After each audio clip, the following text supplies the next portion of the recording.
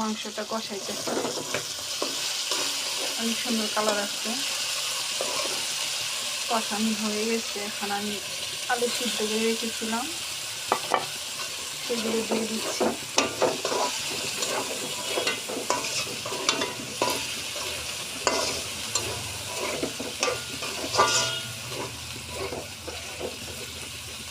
এটা কষানোর পর আমি ঝোল দিয়ে দিব,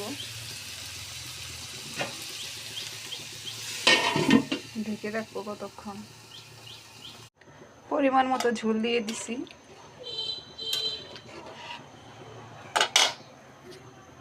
এখন গ্যাসের পাউডার একটু বাড়াই দিব। এই তো তরকারি হওয়ার জন্য অপেক্ষা করতেছি। আমার তরকারি রান্না করা শেষ, এখন আপনাদের দেখাচ্ছি। এই তো কালারটা অনেক সুন্দর আসছে।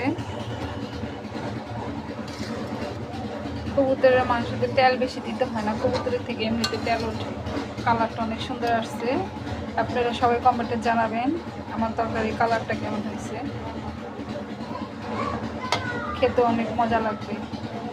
তো সবাই ভালো থাকবেন। আল্লাহ হাফেজ।